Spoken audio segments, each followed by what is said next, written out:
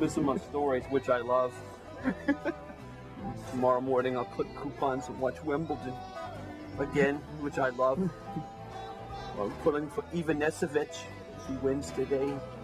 Oh yeah, it was a rain delay, and they were on serve in the 5th set. You are correct. He's got a big serve. Perhaps the biggest.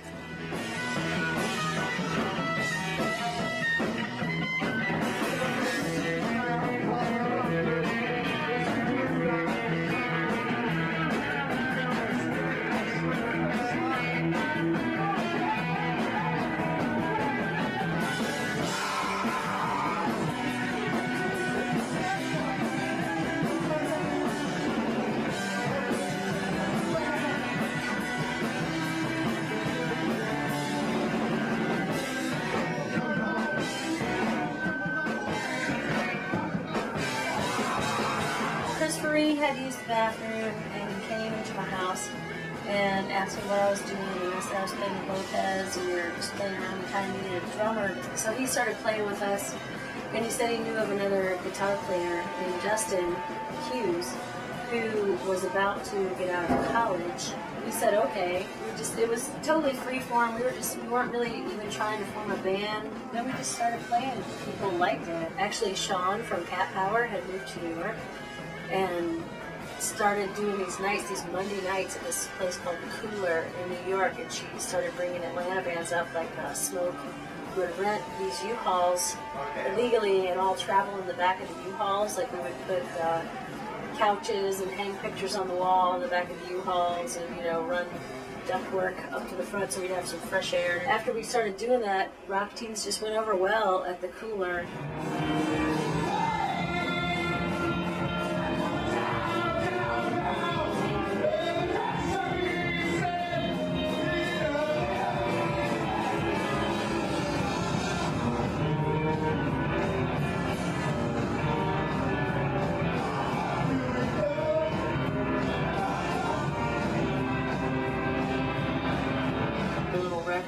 For Damon with David Barbie, and we wanted to record in a basketball gym, which we tried to approximate with a giant studio. 40 by 40 by about 30 feet up.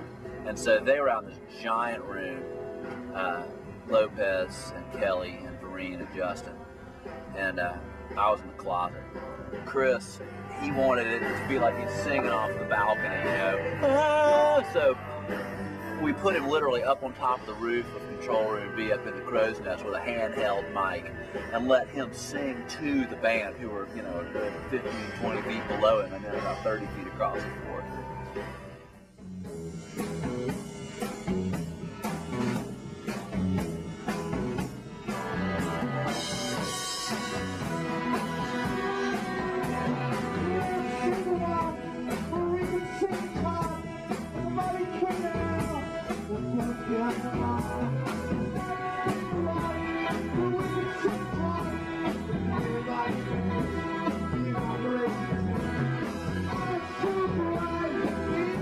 One time we were discussing Lopez's singing. Chris Vereen said, or more accurately, sort of gushed, "He's a lion."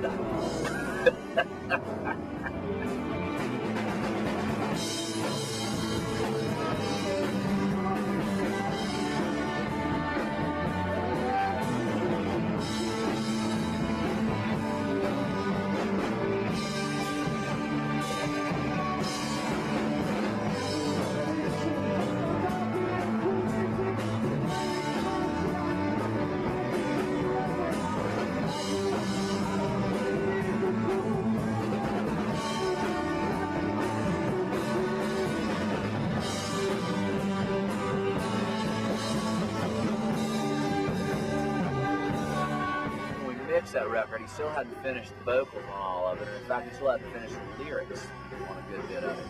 And at one point, he came to the Control Room, and he just finished singing something and walked in, looked at his watch, and said, "All right, DB, mix it. 6:43. I'm going to go write the lyrics for this next one. You'll be finished at 7 o'clock, and I'll sing that one." So I would have, 15 minutes to mix a song, and then well, 17. How I look at it is like the whole song that's on the demo, like the first part, then there's the bridge, and then we do that whole part again. Is that how to get it on the new demo? That's the new demo. Justin's contribution in the studio is, I think, very important. I mean, his style is so unique. One of my favorite things Justin ever told me is that in the studio is that he didn't want me to pan anything out on a mix. You know, normally stereo mix, you got two speakers, you can put something off to one side, something off to another, like a 60s record. You can hear everything clear as a bell that way. Him, he didn't want anything panned out. He wanted it all, you know, in mono, which is, you know, a lot of, I mean, all your old records, they all sound like that. But I asked him why, and it had nothing to do with any historic reverence for mono. Justin's reason was that, what if somebody's stereo is broken? What if they're in their car and one speaker doesn't work? And they'll only be able to hear half of it. And I'm sure that I said something along the lines of, well, I don't know if we ought to be mixing a record to accommodate the people with broken stereos.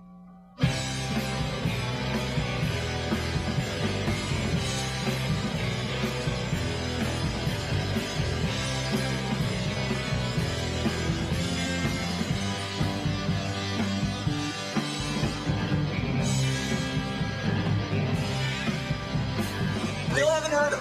Still have not heard them. I'm usually trying to tour with them. I think we've played probably 30 shows with them, and I just couldn't be bothered. No fond memories at all, really, of touring with them. They're just sort of bad eggs, I think. It became the joke with us on tour that, like, I mean, some nights he would just, I mean, it was clear that he didn't really want to play the guitar. He just kind of wanted to be the singer, you know. He just kind of wanted to be Morrissey or something like that.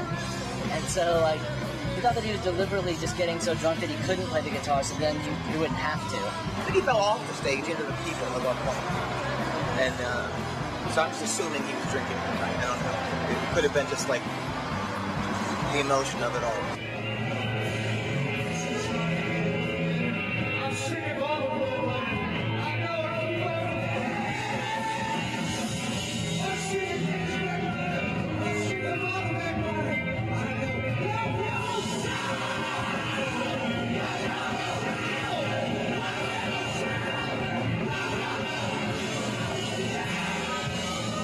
There's like, what, there's like hops and, is there wheat in beer? Barley? Those are the three biggies I think that they go for. So those, yeah. So yes, yeah. Natural health nuts, yeah. Fascinated by Justin's like setup, his like beer setup. I remember one time we were playing in, I think it was in Phoenix, and it was time for them to play or something, and Justin wasn't around, and they were like, no, he said he was going for a walk, but he just wasn't back yet. I knew where he was. I said, well, I'll set up his pedals and stuff for him, so like when he gets back, you guys can play right then. They're like, you can't set up his pedal. Like I opened his bag and I looked at all the stuff and I was like, I can't set that up. Like I have no idea. It's like all these crazy wires and pedals that he's made and stuff like that. I never quite was able to figure out if he knew what he was doing, because there was one time when I saw him blowing into it. Ballard's, he's a good guy. I look to him as sort of like being their Führer, you know. I think he would appreciate. Did you take on Kelly Hogan? I'm not sure who he is.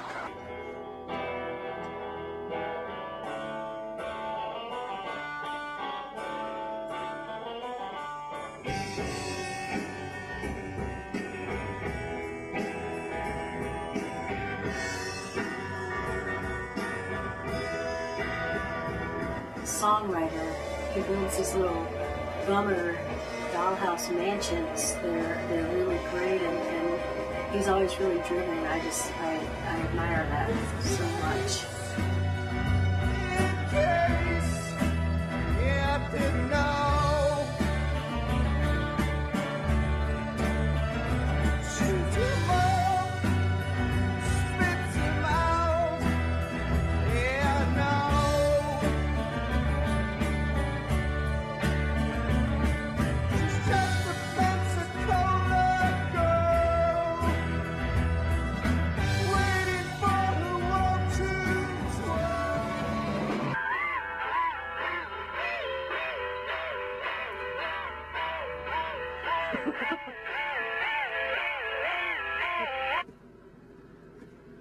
This makes us look like we're really fancy.